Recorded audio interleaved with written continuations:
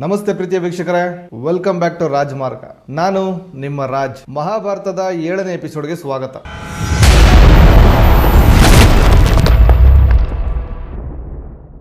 ಹಿಂದಿನ ಎಪಿಸೋಡಲ್ಲಿ ದುರ್ಯೋಧನ ಮಾಡಿದ ಕುತಂತ್ರದಿಂದ ಭೀಮ ಸರ್ಪಲೋಕಕ್ಕೆ ಹೋಗ್ತಾನೆ. ಸರ್ಪಲೋಕದ ರಾಜ ವಾಸುಕಿಯ ಮಂತ್ರಿ ಅರ್ಕ ಭೀಮನನ್ನ ತನ್ನ ಮೊಮ್ಮಗ ಅಂತ ಗುರುತು ಹಿಡಿದು ವಾಸುಕಿ ತನ್ನ ಲೋಕಕ್ಕೆ ಸ್ವಾಗತ ಮಾಡ್ಕೊಳ್ಳೋದ್ರವರೆಗೂ ನೋಡಿದ್ರಿ. ಈಗ ಮುಂದುವರೆದ್ರೆ ರಾಜ ವಾಸುಕಿ ಮಂತ್ರಿ ಅರ್ಕನಿಗೆ, ನಮ್ಮ ಅತಿಥಿಯಾಗಿ ಬಂದಿರೋ ಭೀಮನನ್ನ ನಾವು ಅತ್ಯುತ್ತಮ ಸತ್ಕಾರದಿಂದ ನೋಡ್ಕೋಬೇಕು.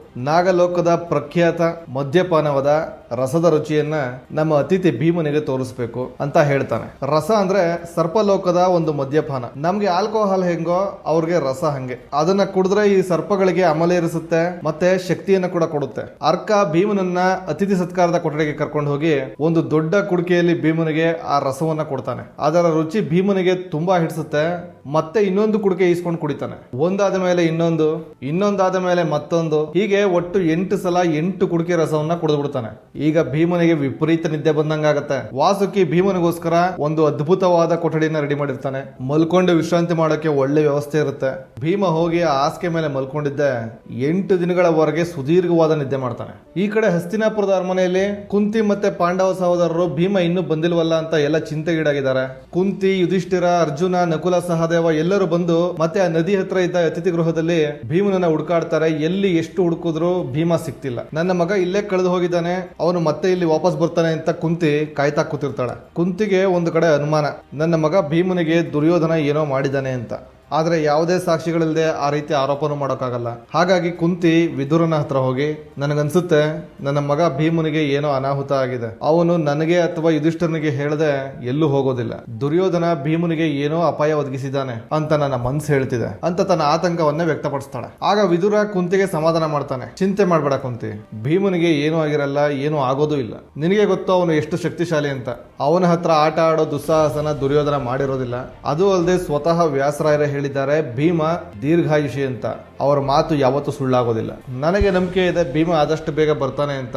ನೀನು ಕೂಡ ಹೆದರಬೇಡ, ಚಿಂತೆ ಬಿಡು ಅಂತ ಹೇಳ್ತಾನೆ. ಭೀಮ ಕಳೆದು ಹೋಗಿ 8 ದಿನ ಸರ್ಪಲೋಕದಲ್ಲಿ ನಿದ್ದೆ ಮಾಡ್ತಿದ್ದಾನೆ. ಈಗ 8ನೇ ದಿನ ಎಚ್ಚರವಾಗುತ್ತೆ. ನಿದ್ದೆಯಿಂದ ಎಚ್ಚರ ಆದಾಗ ಭೀಮನಿಗೆ ವಾಸುಕಿ ರಾಜ ಹೇಳಿದ ಹಾಗೆ ಇನ್ನಷ್ಟು ಅಧಿಕವಾದ ಶಕ್ತಿ ಬಂದಿರುತ್ತೆ. ಭೀಮ ಸಂತೋಷವಾಗಿ ವಾಸುಕಿ ಸತ್ಕಾರದಿಂದ ಸಂತೃಪ್ತನಾಗಿ ವಾಸುಕಿ ಮತ್ತೆ ಅರ್ಕಾಗೆ ಧನ್ಯವಾದ ಹೇಳಿ ಅವರ ಅನುಮತಿ ಪಡೆದು ವಾಪಸ್ ಹಸ್ತಿನಾಪುರದ ಅರಮನೆಗೆ ಮರಳುತ್ತಾನೆ. ವಾಸುಕಿ ತುಂಬಾ ಭವ್ಯವಾದ ವ್ಯವಸ್ಥೆಗಳನ್ನ ಮಾಡಿ ಭೀಮನನ್ನ ಬೀಳ್ಕೊಡ್ತಾನೆ. ಭೀಮ ಮರಳಿ ಹಸ್ತಿನಾಪುರದ ಅರಮನೆಗೆ ಬಂದು ತನ್ನ ಸಹೋದರ ತಾಯಿ ಕುಂತಿಯ ಬಳಿ ದುರ್ಯೋಧನ ಮಾಡಿದ ಕೆಲಸವನ್ನ ಹೇಳಿದಾಗ ಅವ್ರಿಗೆಲ್ಲ ತುಂಬಾನೇ ಆಶ್ಚರ್ಯ ಆಗುತ್ತೆ. ಅವ್ರಿಗೆ ಗೊತ್ತು ಕೌರವರಲ್ಲಿ ಪಾಂಡವರನ್ನ ಕಂಡ್ರೆ ಯಾರಿಗೂ ಆಗಲ್ಲ, ಯಾವಾಗ್ಲೂ ಏನಾದ್ರು ಕೆಡುಕು ಮಾಡೋದಕ್ಕೆ ಕಾಯ್ತಿರ್ತಾರೆ ಅಂತ.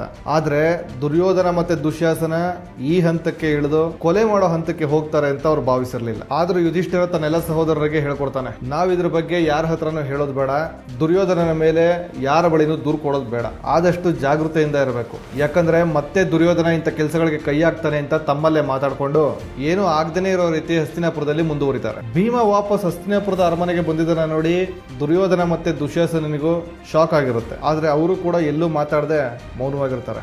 ಈಗಲೂ ದುರ್ಯೋಧನ ದುಶ್ಯಾಸನ ಕುತಂತ್ರಗಳನ್ನ ಮಾಡೋದನ್ನ ಬಿಡ್ಲಿಲ್ಲ. ಕೌರವರ ಸಮೂಹ ಪಾಂಡವರ ಅರಮನೆಗೆ ಬಂದಾಗಿಂದಲೂ ಅವ್ರನ್ನ ಶತ್ರುಗಳ ತರನೇ ನೋಡ್ತಿರ್ತಾರೆ. ಹಾಗಾಗಿ ದುರ್ಯೋಧನ ಮತ್ತೆ ದುಶ್ಯಾಸನ ಏನಾದ್ರೂ ತಂತ್ರ ಕುತಂತ್ರಗಳನ್ನ ಮಾಡ್ತಾನೆ ಇರ್ತಾರೆ.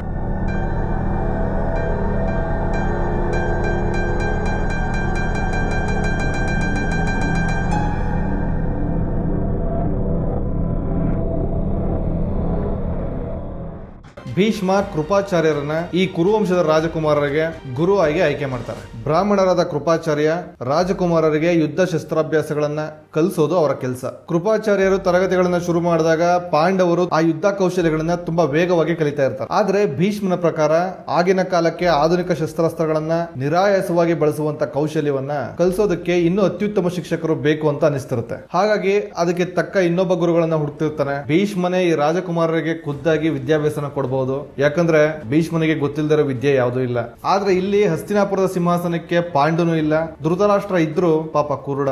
ಹಾಗಾಗಿ ಸಾಮ್ರಾಜ್ಯದ ನಿರ್ವಹಣೆ, ಆಡಳಿತದ ಕೆಲಸಗಳಲ್ಲಿ ತಮ್ಮನ್ನು ತಾವು ತೊಡಗಿಸಿಕೊಂಡಿರ್ತಾರೆ. ಒಂದಿನ ಪಾಂಡವರು ಮತ್ತೆ ಕೌರವರು ಅಲ್ಲೇ ಅರಮನೆ ಸಮೀಪದಲ್ಲಿದ್ದ ಒಂದು ಹುಲ್ಲುಗಾವಲಿನಲ್ಲಿ ಮರದ ಚೆಂಡಲ್ಲಿ ಆಟ ಆಡ್ತಿರ್ತಾರೆ. ಆಟ ಆಡ್ತಿರುವಾಗ ಆ ಚೆಂಡು ಹೋಗಿ ಯಾರು ಬಳಸ್ತಿರುವಂತ ಒಂದು ಪಾಳು ಬಾವಿಗೆ ಬಿದ್ದ್ಬಿಡುತ್ತೆ. ಬಾವಿ ತುಂಬಾ ಕತ್ತಲು, ತುಂಬಾ ಇಷ್ಟಪಟ್ಟು ಆಡ್ತಿದ್ದ ಚೆಂಡದು. ಚೆಂಡು ಬಾವಿ ಬಿದ್ದೋಯ್ತಲ್ಲ ಅಂತ ಒಬ್ರ ಮೇಲೆ ಒಬ್ರು ದೂರ್ಕೊಂಡು ಬೇಜಾರಾಗಿ ಆಗಿ ಕಿತ್ತಾಡ್ತಿರ್ತಾರೆ. ಸಡನ್ ಆಗಿ ಅಲ್ಲೊಬ್ಬ ಬ್ರಾಹ್ಮಣ ಪ್ರತ್ಯಕ್ಷ ಆಗ್ತಾನೆ. ಹರಿದ ಬರದ ಬಟ್ಟೆಗಳನ್ನ ಹಾಕಿರ್ತಾನೆ, ನೋಡೋದಕ್ಕೆ ಬಡವನಾಗಿ ಕಾಣ್ತಾನೆ. ಈ ರಾಜಕುಮಾರರು ಕಿತ್ತಾಡ್ತಿದ್ದನ್ನ ನೋಡಿ ನಗ್ತಾ, ನೀವೆಲ್ಲ ಕುರುವಂಶದ ರಾಜಕುಮಾರರಲ್ವಾ?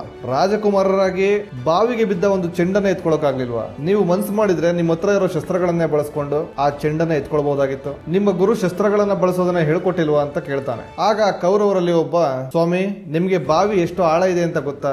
ಶಸ್ತ್ರವಿದ್ಯೆಗೂ ಬಾವಿಯಿಂದ ಚೆಂಡೆತ್ಕೊಳ್ಳೋದಕ್ಕೂ ಏನ್ ಸಂಬಂಧ ಅಂತ ಕೇಳ್ತಾನೆ. ಆಗ ಬ್ರಾಹ್ಮಣ, ನಿಮಗೆ ನಿಮ್ಮ ಶಸ್ತ್ರಗಳನ್ನ ಹೇಗೆ ಬಳಸಬೇಕು ಅಂತ ನಿಜವಾಗ್ಲೂ ಗೊತ್ತಿದ್ರೆ ಆ ಚೆಂಡನ್ನ ಸುಲಭವಾಗಿ ಎತ್ಕೊಳ್ತಿದ್ರಿ ಅಂತ ಹೇಳ್ತಾನೆ. ತಕ್ಷಣ ಬಾವಿ ಹತ್ರ ಬಂದು ಅದರ ಆಳ ನೋಡಿ ತನ್ನ ಕೈಯಲ್ಲಿದ್ದ ಒಂದು ಉಂಗುರನ ಕೂಡ ಬಾವಿ ಒಳಗಡೆ ಹಾಕಿ, ನೋಡಿ ಮಕ್ಕಳೇ, ನನ್ನ ಶಸ್ತ್ರವಿದ್ಯೆಯಿಂದ ಬಾವಿ ಒಳಗಿರೋ ಚೆಂಡು ಮತ್ತೆ ನನ್ನ ಉಂಗುರ ಎರಡನ್ನೂ ಎತ್ಕೊಳ್ತೀನಿ. ಅದು ಕೂಡ ಒಂದು ಹುಲ್ಲುಗಾವಲು ಮುಳ್ಳಿನ ರೀತಿ, ನೋಡ್ತೀರಾ ಹೇಗೆ ಅಂತ ಕೇಳ್ತಾನೆ. ಆಗ ಯುಧಿಷ್ಠಿರ, ಖಂಡಿತ ಸ್ವಾಮಿ, ನಿಮ್ಮ ಆ ಶಸ್ತ್ರವಿದ್ಯೆಯನ್ನ ನೋಡೋದಕ್ಕೆ ನಮಗೂ ಕೌತುಕ ಇದೆ.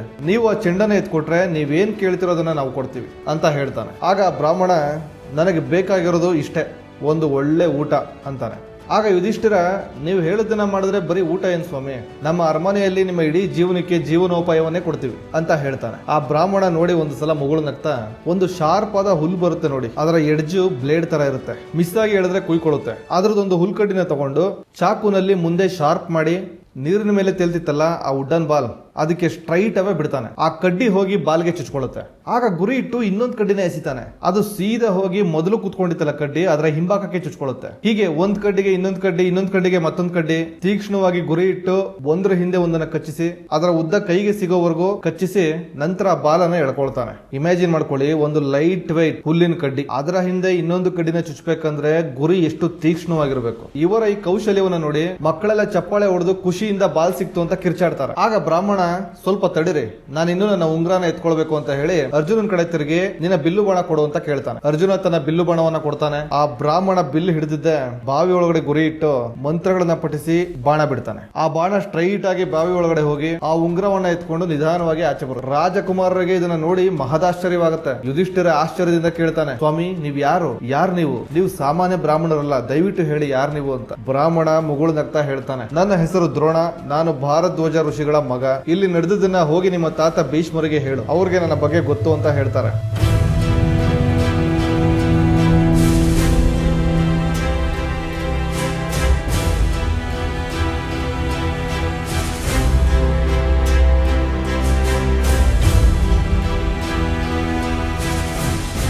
ಇಲ್ಲಿ ನಡೆದನ್ನೆಲ್ಲ ಓಡ್ ಹೋಗಿ ರಾಜಕುಮಾರರು ಭೀಷ್ಮರಿಗೆ ಹೇಳ್ತಾರೆ. ಭೀಷ್ಮರಿಗೆ ಅರ್ಥ ಆಗುತ್ತೆ, ಇದು ಬೇರೆ ಯಾರು ಅಲ್ಲ, ದ್ರೋಣ.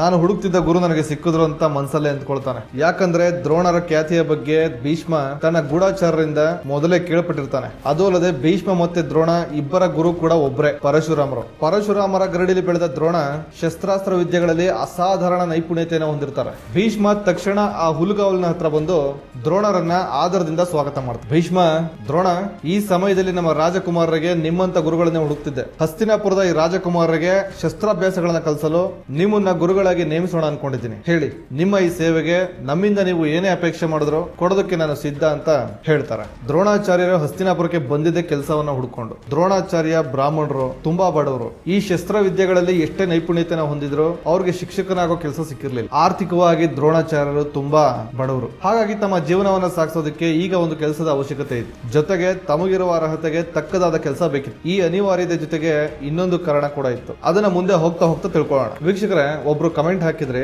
ಮಹಾಭಾರತದ ಕಥೆಗಳನ್ನ ಹೇಳುವಾಗ ಸ್ವಲ್ಪ ಸಣ್ಣ ಪುಟ್ಟ ಡೀಟೇಲ್ಸ್ ನ ಮಿಸ್ ಮಾಡ್ತಿದ್ದೀರಾ ಅಂತ. ನಿಮಗೆ ಗೊತ್ತು, ಮಹಾಭಾರತ ಅನ್ನೋದು ಒಂದು ದೊಡ್ಡ ಮಹಾಕಾವ್ಯ. ಮಹಾಭಾರತದ ಕಥೆ ಒಳಗಡೆ ಒಂದು ಕಥೆ, ಅದರೊಳಗಡೆ ಒಂದು ಉಪಕಥೆ ಒಳಗಡೆ ಒಂದು ಸಣ್ಣ ಕಥೆ, ಹೀಗೆ ಹೇಳ್ತಾ ಹೋದ್ರೆ ಒಂದಕ್ಕೊಂದು ದೊಡ್ಡ ಕನೆಕ್ಷನ್ಸ್ ಇರುತ್ತೆ. ಯುಗಗಳಿಗೆ ಕನೆಕ್ಷನ್ಸ್ ಇರುತ್ತೆ. ಈಗ ಉದಾಹರಣೆಗೆ ತಗೊಂಡ್ರೆ ಈ ರಾಜಕುಮಾರರ ವಿದ್ಯಾಭ್ಯಾಸ ನಡೀತಲ್ಲ, ಅಲ್ಲೇ ಹಲವಾರು ಘಟನೆಗಳು ಬರುತ್ತೆ. ಎಲ್ಲವನ್ನೂ ಹೇಳೋದಕ್ಕಾಗಲ್ಲ, ಬಟ್ ಸಂದರ್ಭಾನುಸಾರ ಖಂಡಿತ ಅವನ್ನ ಆಡ್ ಮಾಡ್ತೇನೆ. ಮತ್ತೆ ಇನ್ನೊಂದು ವಿಷಯ, ಸತ್ಯವತಿಗೆ ವ್ಯಾಸರಾಯ ಹೇಗೆ ಹುಟ್ಟುತ್ತಾ, ಶಾಂತನಿಗೆ ಚಿತ್ರಾಂಗದ ಮತ್ತೆ ವಿಚಿತ್ರವಿದೆ ಇಬ್ಬರೇ ಮಕ್ಕಳಲ್ವಾ ಅನ್ನೋ ಒಂದು ಡೌಟ್ ನಿಮ್ಮ ತಲೆಯಲ್ಲಿ ಇರಬಹುದು. ಅದರದ್ದು ಇನ್ನೊಂದು ಕಥೆ ಇದೆ. ವ್ಯಾಸರಾಯರು ಹುಟ್ಟಿದ್ದೇ ಒಂದು ರೋಚಕವಾದ ಕಥೆ. ಅವರು ಶಾಂತನುಯಿಂದ ಹುಟ್ಟಿದ್ದಲ್ಲ. ಅದನ್ನ ನಿಮಗೆ ಸಪರೇಟ್ ಎಪಿಸೋಡ್ ಮಾಡಿ ಹೇಳ್ತೀನಿ. ಅದರಲ್ಲೂ ನೇತ್ರ ಮಹೇಂದ್ರ ಅವರಂತೂ ಬಿಡ್ತಾನೆ ಇಲ್ಲ. ಪ್ರತಿ ಎಪಿಸೋಡ್ ಅಪ್ಲೋಡ್ ಮಾಡಿದಾಗಲೂ ವ್ಯಾಸರಾಯ ಸತ್ಯವತಿಗೆ ಹೇಗೆ ಮಗ ಆಗಿದ್ದು ಅನ್ನೋ ಪ್ರಶ್ನೆನ ಕೇಳ್ತಾನೆ ಇದ್ದಾರೆ. ಖಂಡಿತ ಅದಕ್ಕೆ ಉತ್ತರ ಕೊಡ್ತೀನಿ, ಡೋಂಟ್ ವರಿ. ಸೊ ಇಲ್ಲಿಗೆ ಈ ಸಂಚಿಕೆಯನ್ನು ಮುಗಿಸ್ತಾ ಇದ್ದೀನಿ. ಮುಂದಿನ ಸಂಚಿಕೆಯಲ್ಲಿ ಭೇಟಿಯಾಗೋಣ. ನಮಸ್ಕಾರ.